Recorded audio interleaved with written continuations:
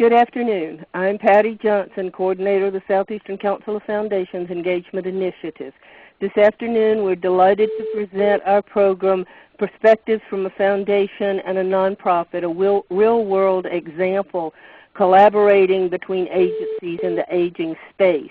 It is sponsored by the Patterson Foundation and presented by Pam Truitt from the Patterson Foundation, as well as by Cheryl Taylor, CEO of the Foellinger Foundation in Fort Wayne, Indiana, and Connie Benton Wolfe, President and CEO of Aging and In-Home Services.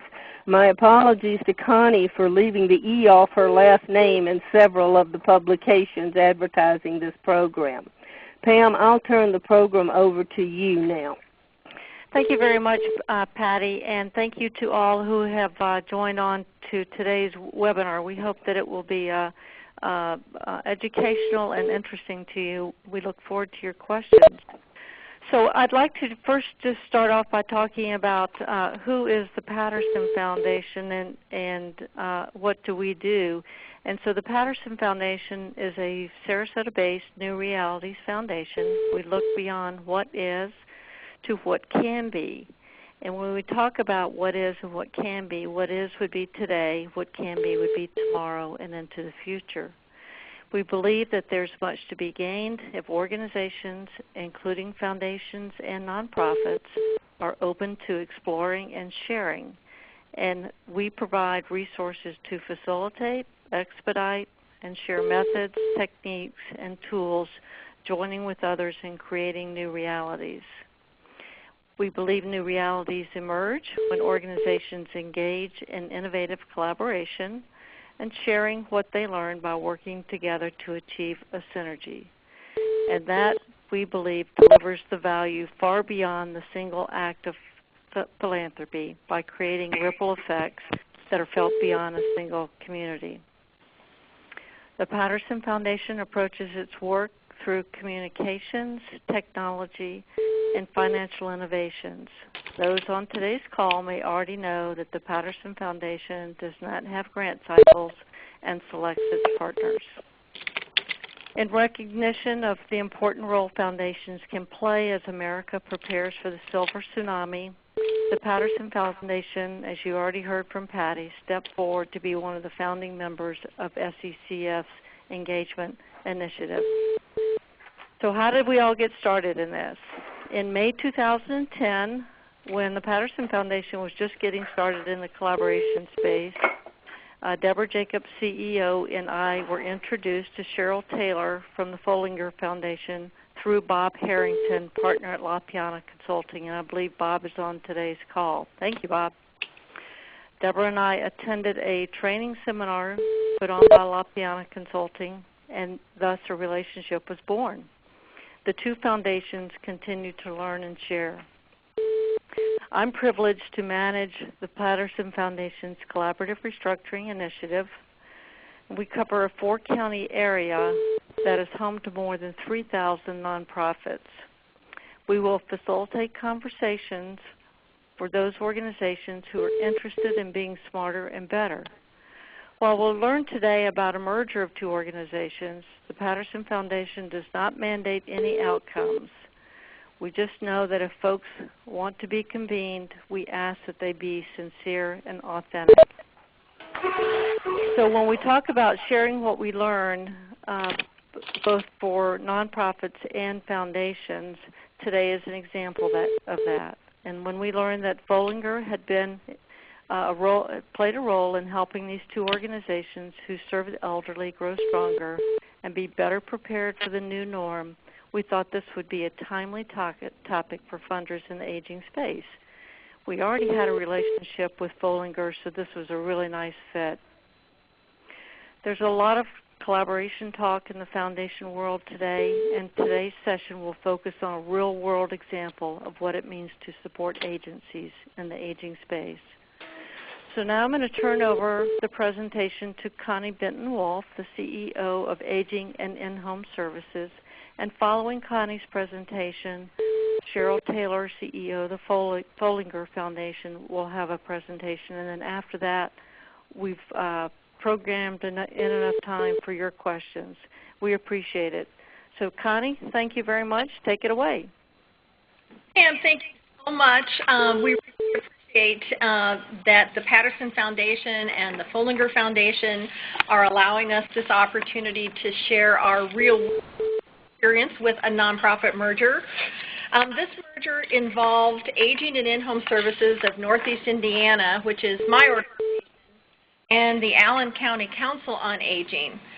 The merger timeline in totality represented about 13 months that unfolded as a challenging and yet worthwhile journey for both organizations. We felt, learned from our experience, it would be helpful to understand the engaged organizations, where they were when this process began, gather a snapshot of the work involved in moving the process forward with all of the different players and audiences, share our observations today about the dynamics at play that were as integral to the merger pathway as any other part of it, and document the important role that foundations played in bringing this experience to a successful conclusion. So in kind of framing who we are and our history, Aging and In-Home Services was founded in the mid-'70s in response to the creation of the Older Americans Act and a dedicated aging network.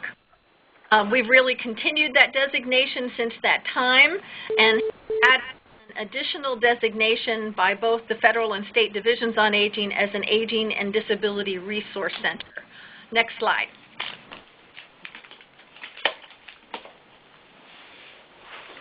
A 9-county area in Northeast Indiana that is home to 10% of the state's 60-plus population. Annual basis, we touch the lives of over 47,000 older adults, individuals with disabilities, and their caregivers. Next slide. We have some primary avenues that we use to support the populations that we serve.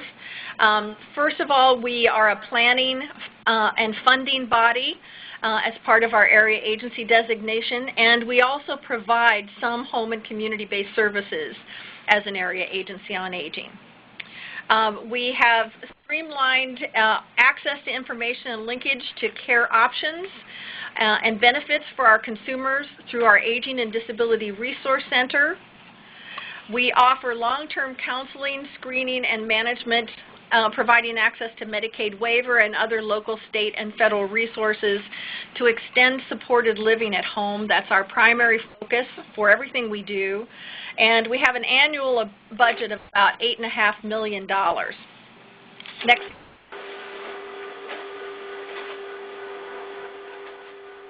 We are working hard to provide one point of contact. This is a copy of one of our primary flyers that we use to encourage people to just call us. We want to simplify access to information and streamline application for benefits for folks who are older adults, because we have learned that one of the primary barriers to service is actually knowing how to begin. We really do link people into a social services network that many of whom have not been linked in before. Over the past few years, our board has been committed to building our visibility and presence in all of our communities, specifically to make it clear where to start if you need help. So our Just Call Us has become our mantra and has been a very effective message for us. Most recently, we have been heavily engaged in actively seeking integrated care partnerships that will help us bridge the worlds of health and home care, and enhancing our efforts to engage in applied research to move our organization and hopefully the whole world of aging and home and community-based services forward with evidence-based practices and a commitment to partner for applied academic research. Next slide. The Allen County Council on Aging, the other part of our merger equation here, was an organization that worked specifically in Allen County, which was one of the 9 counties that we serve. And it is significant to note that Allen County really represents a little over 50% of the clients that are the older clients that are part of our responsibility in terms of our mission. The Council on Aging was based in Fort Wayne, as are we based with our headquarters in Fort Wayne. So we shared a headquarters city. Next slide, please. The Council on Aging had been in business for over 40 years, So they actually had come into business just a little bit before we did, and were first designated as an area agency on aging. Over 40 years, they built a reputation for providing home-based services to low-income clients in Allen County. Their funding was a combination of local funds from United Way, local foundations, some money from the city of Fort Wayne. They had some transportation dollars, and then we funded them as well through the Older Americans Act. Next slide, please. The Council on Aging really had a focus on direct service and, to a certain extent, local advocacy. They were viewed as the go-to nonprofit organization for a variety of home-based support services for our older citizens. Unfortunately, in our community, as in the case in many communities across the country, as the demographics of aging became well recognized and other groups, both nonprofit and for-profit, started taking note of the market opportunity that older citizens represented, competition as service providers grew tremendously within the past decade. Right now in Allen County, for example, Aging and In-Home Services contracts with over 70 providers of home care and services, the majority of which are profit-making companies. This is a huge change in the dynamic within this marketplace. And it's important to note that, that this is the case because it influenced the environment that the Council on Aging was forced to compete in, but also because Aging and In-Home Services, my organization, was watching this shift. And we felt genuine concern about maintaining nonprofit choices for consumers in our region. The Council on Aging felt the impact of this environmental shift, but probably didn't identify the magnitude of this change until approximately 3 years ago. And in many ways, this market reorientation was a driving force, I believe, for both organizations looking at merger with new eyes. Next slide, please.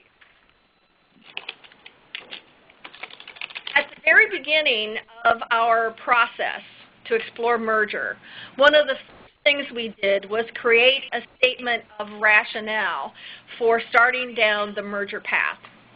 This rationale was used both with Aging and In-Home Services and the Council on Aging boards to create a framework for initial decisions related to launching this effort.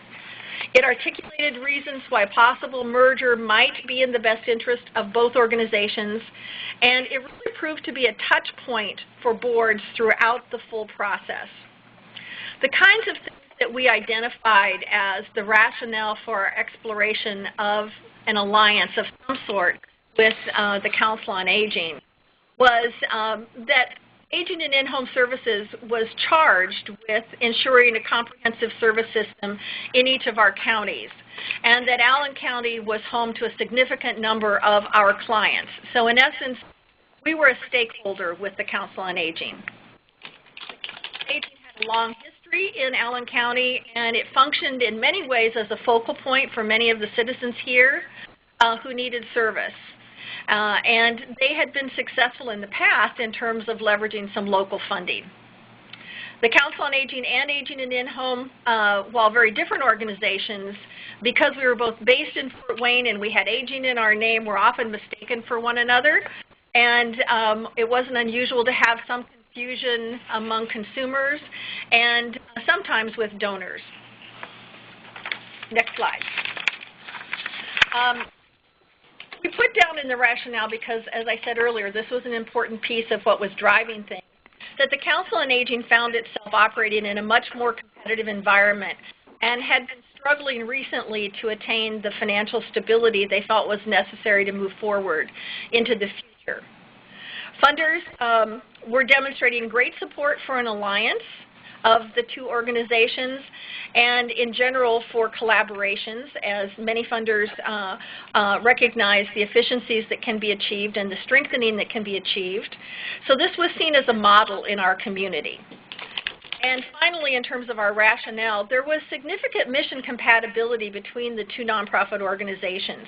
Even though there was a difference in scope and approach, the missions were highly compatible, which made some type of alliance a reasonable concept to explore. That's right.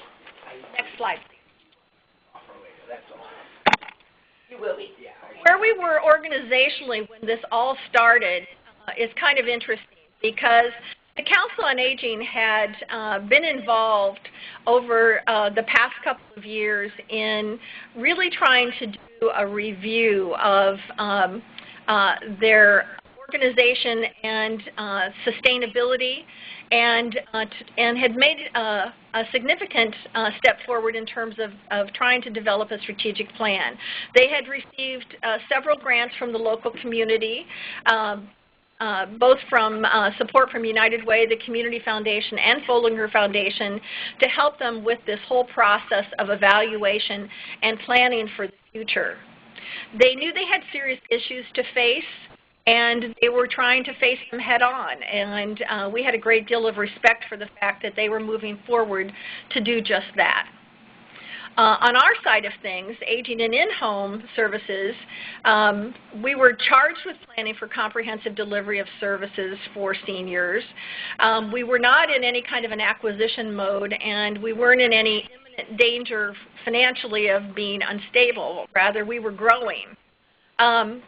So we weren't really looking for someone to merge with or into us. However, we did recognize the value of the Council on Aging in terms of the importance of its foundation in the local community for nonprofit services for the populations that we serve. Next slide. As we've all heard throughout our business lives, timing is everything.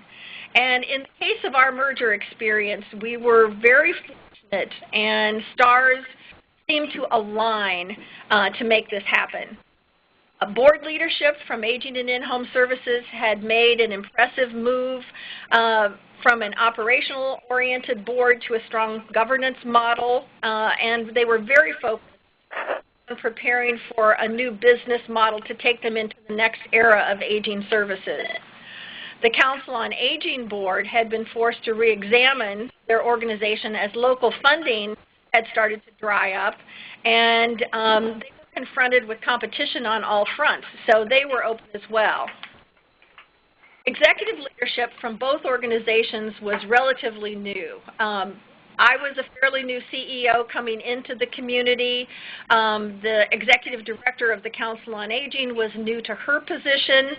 The two of us really had a lot to bond about in terms of being in new leadership roles within the aging community in this region. And so we had started building a relationship when we first came.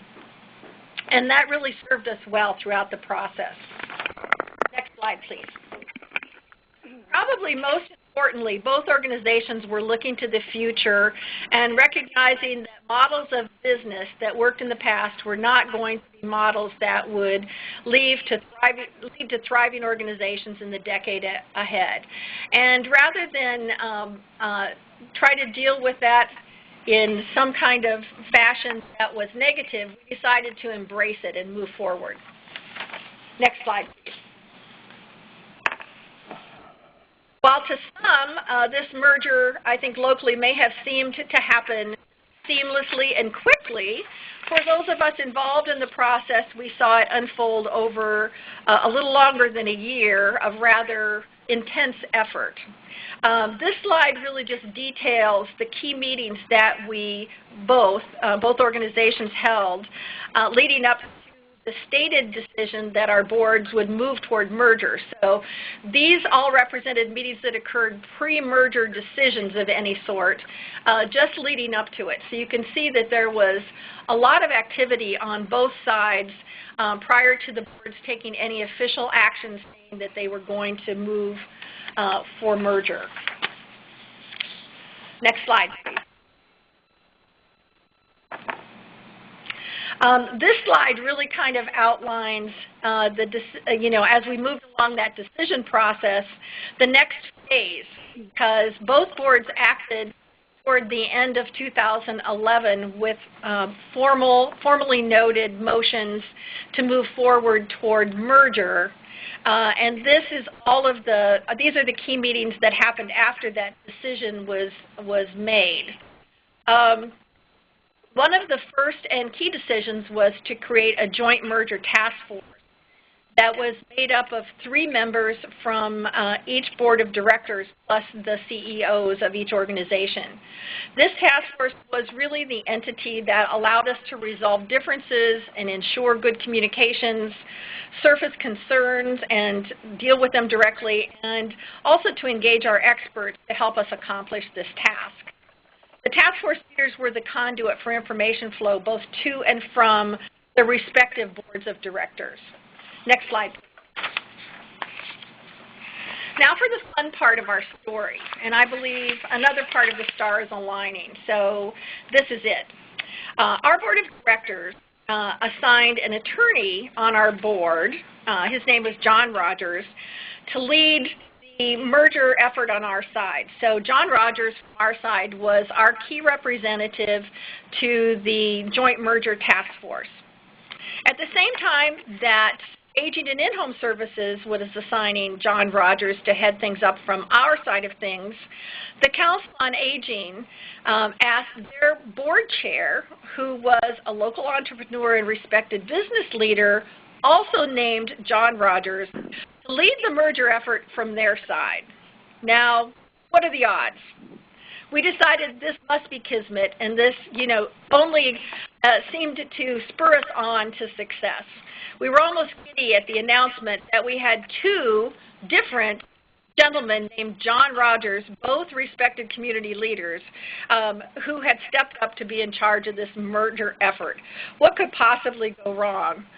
And if it did, we thought it would be a simple thing to be able to just say, hey, if it doesn't work out, you can talk to John Rogers. Seemed like a sweet deal from the director's side of things. Now, we had some guidelines for negotiations that we put in place that are pretty simple, but also seem to just kind of move us along in terms of our thinking. One of the keys we believed to all of this coming to a positive conclusion was that throughout the process, we allowed for multiple decision points. It was really important to us that neither organization felt there was no way out once this had started. We always wanted people to know that this was something that we were working toward, and it had to be mutually agreed upon and mutually beneficial all the way through. So we agreed early on that if something didn't feel right or go right for either group, it would be a shake hands, no harm, no foul, and everyone would walk away. And I think that that was crucial because it took the pressure off of everyone in terms of thinking, well, this had to happen.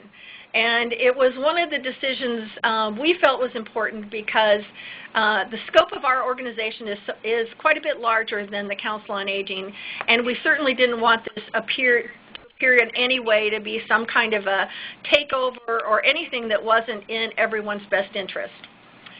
So I think that multiple decisions point strategy was key. We always tried to approach both groups with complete respect in terms of what they were bringing to the table. And I think that was also very important because of the differences in our size and scope. And the fact that we were able to do that, I think, is very much to the board's credit, because at no point did they lose track of the fact that the Council on Aging was an important player, and we felt really good about the potential of having them as a part of our organization or as a partner. We also kept our eye on the fact that we wanted to leverage complementary capacities and capabilities, so we tried to work from everyone's strengths, and I think that was important. And whenever we would hit a bump in the road, and there were a couple that we hit, they weren't massive, but they were bumps, we would always come back to focus on what the benefit of this merger would be to the consumer and to the community. And whenever we came back to that guidepost point, we were able to work through anything that seemed like it needed special attention so that we could keep the journey moving forward. Next slide. There were a number of issues to be addressed, and a lot of the nonprofit merger and alliance, speak to all of these. But, here are some of the things that, we knew we had to pay attention to. What type of legal entity would be remaining after the merger occurred, what the board composition would be, and how we would resolve issues of possibly one board dissolving. There was some debt associated with the Council on Aging and Aging and In-Home Services Board of Directors had to reconcile its assumption of that debt and feel like that was something that still made this a worthwhile endeavor. Obviously, there were disposition of assets to attend to, the new role of the Council on Aging Executive Director if they merged into us, and the integration of their remaining staff, and retention of the Council on Aging's local funding. And one of the things that we attended to right up front was meeting with local funders, telling them we were considering this merger and emphasizing that just because a merger occurred would not in any way affect the need for local resources to be devoted to the issue of aging in our community. And we met with some very good response from all of the major funders that had been funding the Council on Aging in the past, really welcoming the merger, believing that down the road we will have efficiencies and that the seniors would be better served because of that.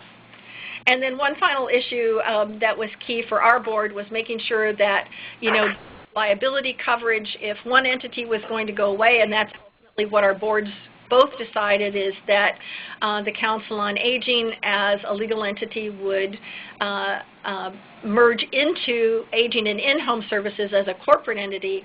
We wanted to make sure that any insurances were appropriately covered with trailing claims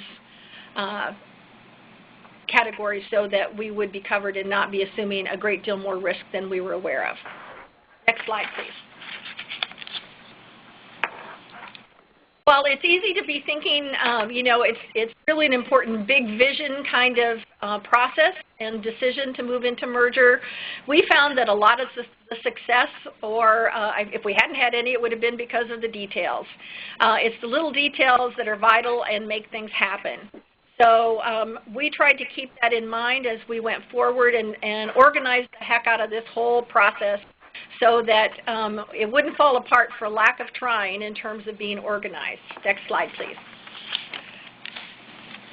We approached this like we would any major project, with a master checklist by category of what needed to be addressed and who was responsible, and timelines, and tracking those on a weekly basis. This is just a sample of one of our worksheets so that you can begin to see some of the detail we put into it, and we kept everybody honest with these checklists. Next slide, please.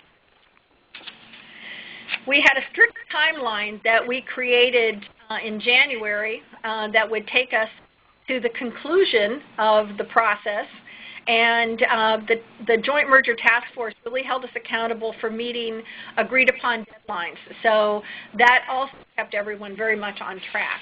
Next slide, please. The task force itself really was quite disciplined and made certain that they stayed focused on what their role was.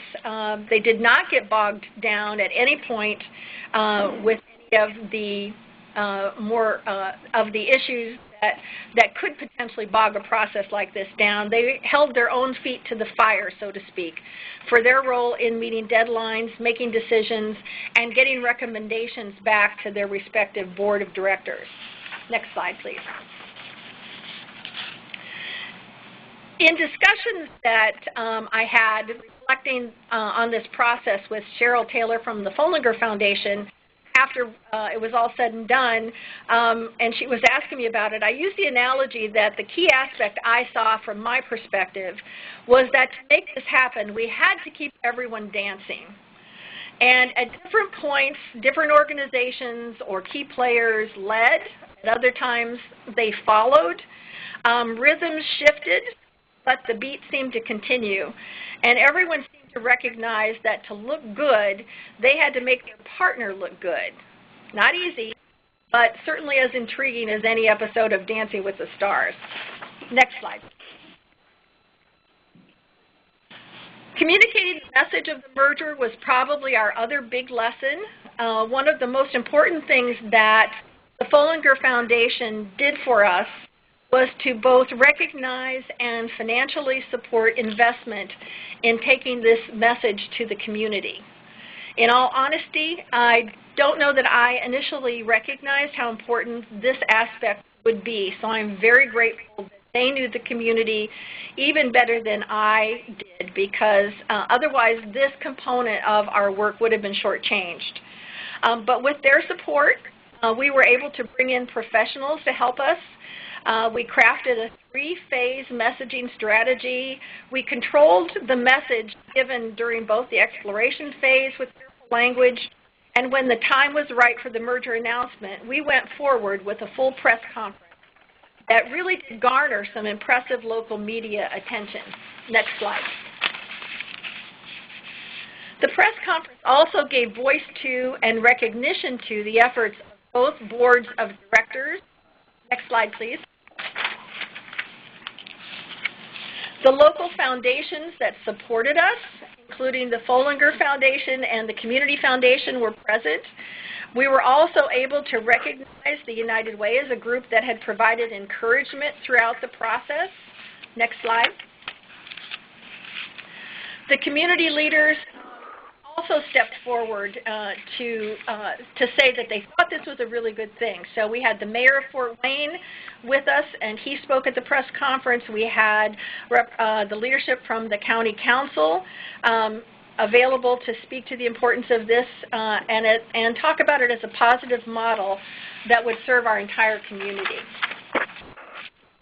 The message of the Council on Aging merging into Aging and In-Home Services was given in a manner that said, that recognized the impact the organization had delivered in the past, and that it was repositioning. So the Council on Aging was represented as repositioning to better serve older adults in the future.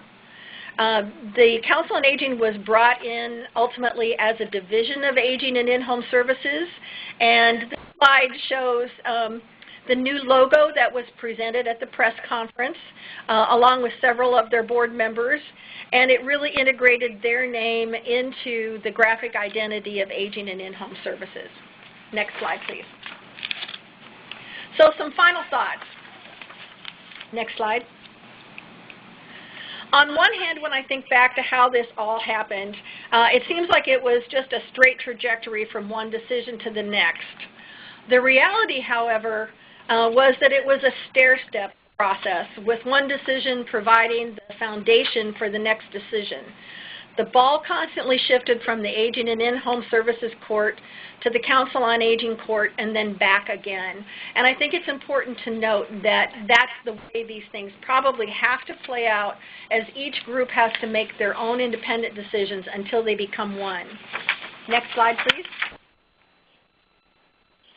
And as much planning as we did, the truth is that the dynamic was constantly shifting. For those in the audience who might be like me and who like control, I had to learn to be okay with this part of the process. There were multiple players, there was lots of history, there were legitimate concerns about what this would mean down the road, and there was just plain nostalgia for the good old days when nonprofits had a more clear-cut and simpler existence. In retrospect, that was what made this both challenging and fascinating from an organizational dynamics point of view. Next slide, please. What we knew going in and what has proven to be our reality for the 6 months since this merger concluded with the legal bringing together of the two groups on July 1st of 2012, when the public process ends, the real work begins. We've had to find our path for the integration and alignment of two similar yet very different organizations. Aging and In-Home Services has an organizational culture that is defined by federal and state funding rules that guide us. We are highly regulated, highly audited, and systems-oriented in our approach. The Council on Aging was constantly fighting for the money they needed to carry out their mission. The first concern of their day was always, how do we get services out the door? And the second concern was always, how do we keep the doors open tomorrow? Documentation, data collection, all of that was a little further down their list of priorities. So finding our balance between these two worlds goes on even today. We're 6 months into it. We figure it's going to take a year to 18 months to be fully aligned and integrated, but we're confident that we're going to find that right balance. And most exciting is that the big vision that really was what launched all of this and what kept us all going, of something better for Allen County seniors, seems more within our grasp than ever before. Next slide. The Council on Aging has really found their new home, I believe, with us, both organizationally and literally. We had purchased an office space that was near our headquarters building. You can see the headquarters building in the background and this new building in the front. Just before this all started to happen, actually. And it turned out that this provided us the perfect physical location to relocate the Council on Aging over to our campus, bringing them in close proximity to us, but allowing them to maintain a level of independence and identity.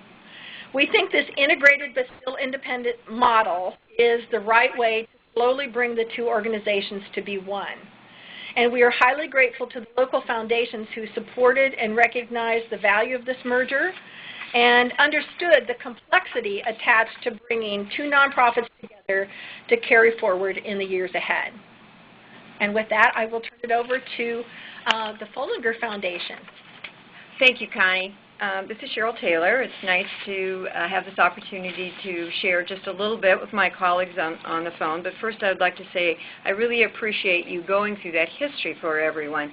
Sometimes those of us that work in the foundation world spend a lot of time just with concepts, but to actually hear the stories and to understand what those of you who work in the nonprofit sector actually have to think about and address are critical for us. We really need to understand that. So let me talk just briefly about Foellinger, and then I'm really interested in the questions. So this is our logo. Foellinger Foundation is a private independent foundation. And as most of the foundations, again, on this call and elsewhere throughout the country, we should spend our time focusing on what is our donor intent. These are our donors, Esther and Aline Foellinger, who are two very, very strong, independent women interested in making sure that they represented and that the foundation they supported represented four key values: integrity, responsibility, results, and accountability. And all that sounds wonderful, but then 25 years later, our responsibility is to try to figure out how do we actually operationalize that. What do those terms mean? And so the way we operationalize that and the way we try to hold fast to intentions of our donors is to make sure that our entire grant-making portfolio is focused on organizational effectiveness. So you see this in our tagline, serving children and families by supporting effective nonprofits. For us, the most important word really in the sentence is effective. That's what we are about. One of the ways we do that, and one of the ways I am hopeful that my colleagues who represent foundations on this call can also do that, would be by providing a certain portion of annual grant-making funds for what we call in our foundation lingo capacity building. In this case, we're talking about some very specific capacity building funds, and that would be for strategic restructuring or mergers. We got into this, thank you. So this is the role of the foundation to really serve as a catalyst for this purpose. We got into all this, as Pam mentioned at the beginning of the call, by inviting Bob Harrington, who's a partner for La Piana and Associates, to be a speaker for an annual lecture series that we host.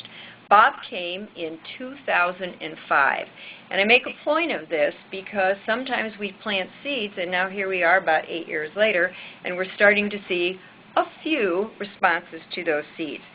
The year Bob spoke, Foellinger offered a grant opportunity to local not-for-profit organizations who might want to consider strategic restructuring and or some other version of that and or merger. We had not one single application. In the intervening years, we have only had one additional application for this kind of funding. And that earlier one, I will just summarize it by saying it was pretty much a resounding failure. So when this opportunity came for us to consider, next slide for me, please. When this opportunity came up for us to consider what it is, or whether or not we could support this, we took a look at what we refer to as our multidimensional logic model. Logic models are graphic representations of the work that organizations are doing. We require every organization that applies to Foellinger to have a logic model. We have our own, because you can't require something of a grantee that you don't require of yourself. But in addition to that, we created this particular multidimensional one. And I share this with you all to show you what it is we think we're doing with the Foundation's resources. So I won't go into all detail of it. You can read it at your leisure. But the top light blue line is the Foundation resources. And when we thought about this, our conversation was, where do we have an effect? And the only place our funds have any effect really are on the organizations themselves, on the agencies. Our theory of change then, of course, is the agency will then have an opportunity to affect its clients, its consumers, its customers. Next slide, please. So this plays out for us in terms of this capacity building money. I call this the thinking money. Not-for-profits, by and large, are stretched. Connie mentioned earlier the number of seniors that their organizations serve. I can tell you that in our county alone and in the contiguous, probably 4 or 5 contiguous counties, there are close to 1,300 not-for-profit organizations. We probably, any given year, provide 125, 135 grants, some of those to the same organizations, so you can be sure that we're not supporting 1,300 organizations. But the organizations really don't have money to set aside to think about things. Can they do strategic restructuring? How would they do it? Can they do the strategic planning? Can they do succession planning, strong financial planning? So we think this is important. We consider this kind of funding the R&D money, but like all of our grants, these are investments. Everybody on the call has an investment portfolio. Investments are calculated risks. They're always risks, but they are calculated. We think this kind of funding is, in fact, a calculated risk. So that's why I recommend that you consider specifically identifying a funding stream to support this kind of work. Understand, as Connie just explained to you, that this strategic restructuring work can be a little bit like combining families.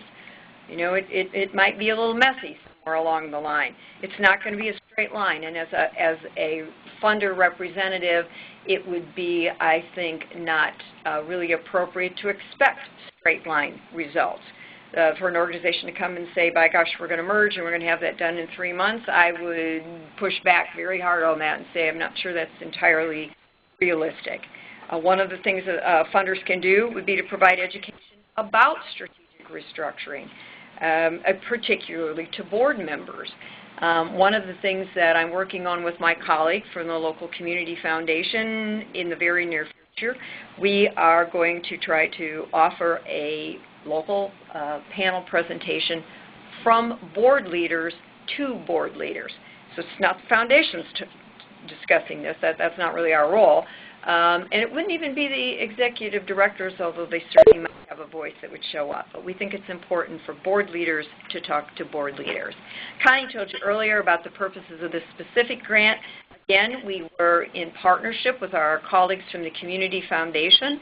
The estimated cost to really finalize this merger was about $85,000. The Community Foundation provided $20,000 of that, and Foellinger provided $65,000. I would remind you that this is in addition to funding that both of our organizations had provided earlier to the Council on Aging. So between the two foundations, we probably had in excess of $125,000 committed to making sure that this work actually was successful. Understand that the purpose of all of this funding, however, is not about saving money. I cannot emphasize that often enough, loudly enough. It's about better services for the seniors in our region. And I'm actually going to stop there and see if we have any questions. We have 10 minutes for questions. Pam, do you want to? Yeah, thank you very much, Cheryl and Connie. I appreciate both of your perspectives. I'm waiting for folks to log in some questions on the chat side. But I'm going to start off with a question. And while they're responding to that, we'll wait for you to type in some. So I'm going to toss my first question to Connie, which has to do with your board.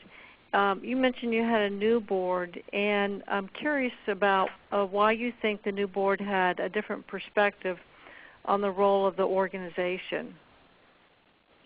You know, I think that with a number of our new board members, we were seeing a really strong orientation toward business come into play. They were folks that were coming to the board table that were used to operating their own businesses in a competitive environment and understood market forces and what that all meant. So I think that was a part of it. So they had a business orientation. I think in general, some of the newer board members had less of a personal vested interest or history in keeping the organization the way that it was. They were a little more oriented toward the possibilities that this might bring about, and I think everyone on our new board of directors was very focused on big picture. And they saw this as one component of their view of the big picture for our group. Okay, thank you. Okay. Pam, we seem to have two questions that are sort of related. One was there any changes to the services of the council as a single county organization as it merged with a multi-county organization? And someone else asked, when in the process was the decision made that the business framework was that of one organization would become a division of the other? In terms of the first question, no. The Allen County Council on Aging did not expand when it came into our realm into other counties, or at least that hasn't happened yet. And that is most tied to the fact that we have councils on aging that we fund in the other 8 counties that we represent. So they each have their own councils on aging. And one of the things that we did in terms of communication, which doesn't really apply as much to Allen County, but fits with our regional role, was to reassure those councils on aging that we were not in an acquisition mode, that this particular merger was happening because it was in the best interests of the Allen County Council on Aging, and it wasn't just something that we were making happen. So whether or not we will see any expansion of their services into other counties in the future, I don't really know. It would only be if there were gaps. We provide some services in all of the different counties through Aging and In-Home, our Aging and Disability Resource Center, our case management, and our care transitions program. So we'll just have to see, but that's not the plan at this point.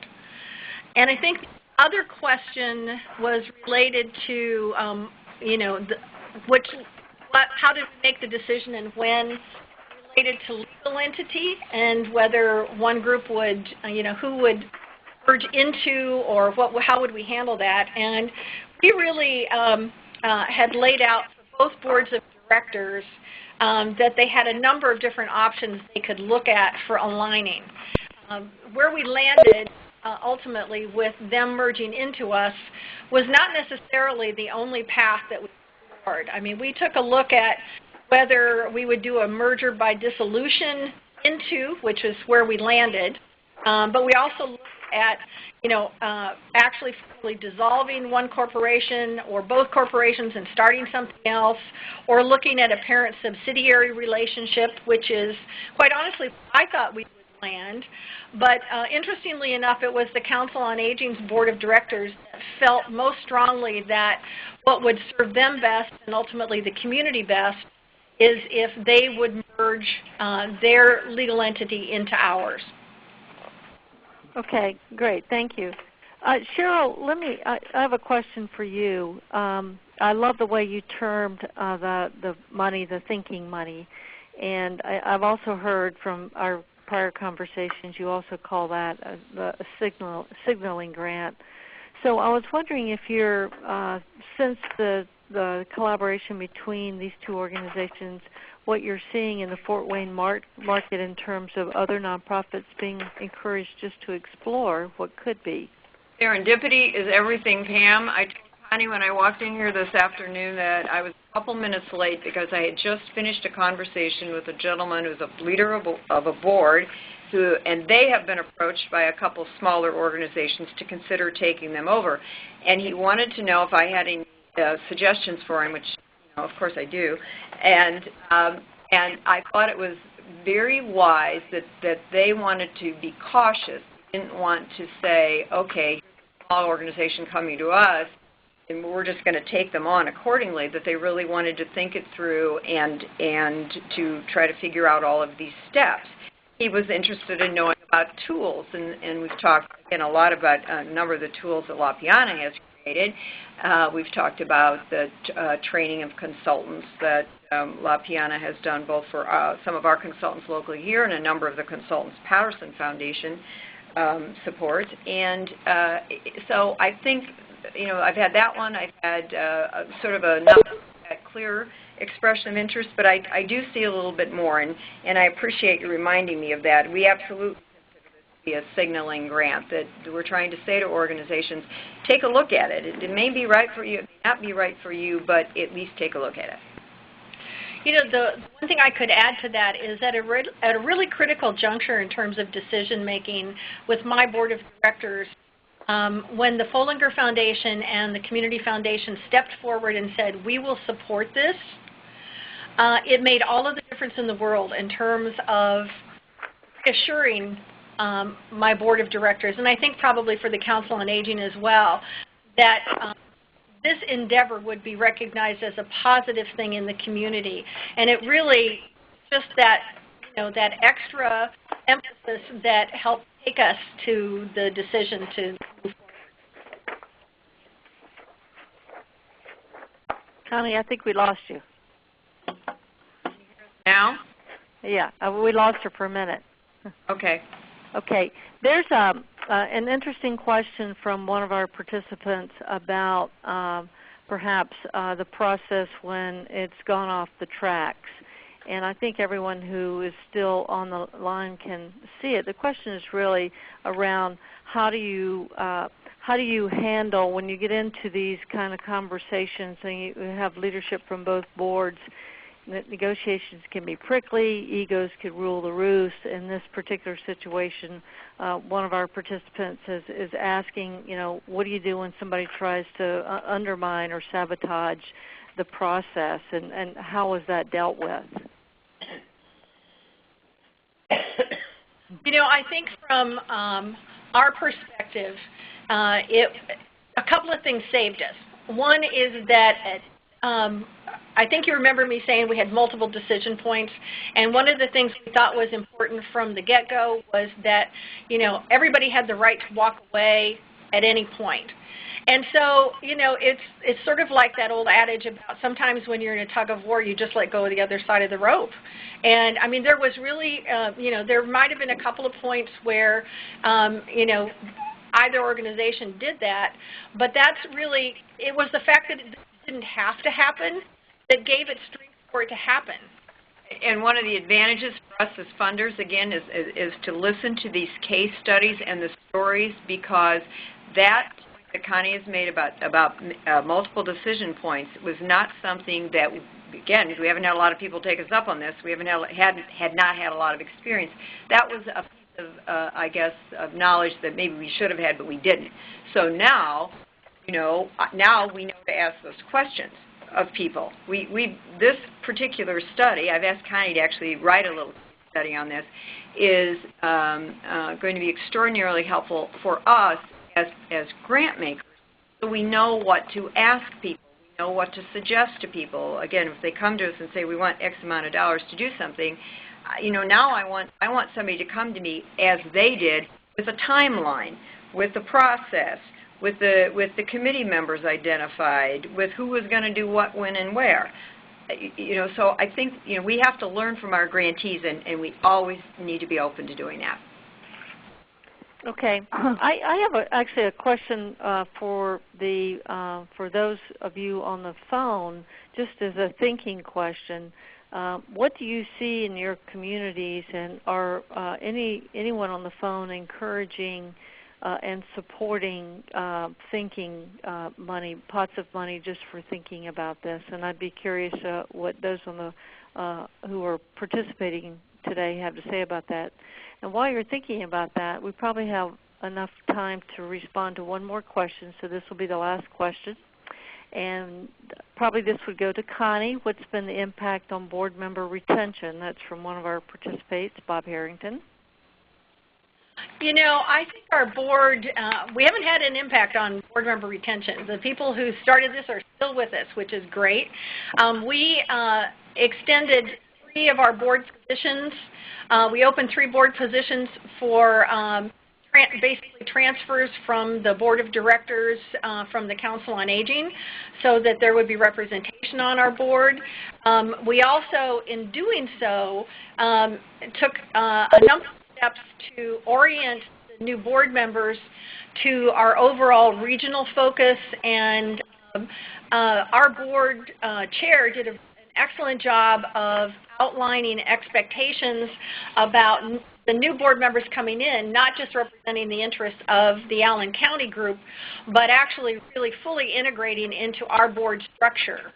The other thing that we did was we set up, for 1 year, we have basically an advisory task force that is made up of remaining board members from the Council on Aging, so that they have a voice over this first year of transition, so that if they see things that concern them, or if they have issues, they can raise them through that process. Also, they have taken an active role in terms of carrying the message in the community, and right now are working toward a joint fundraiser for both organizations. So we've not seen negative, we've seen very positive impact on our board of directors.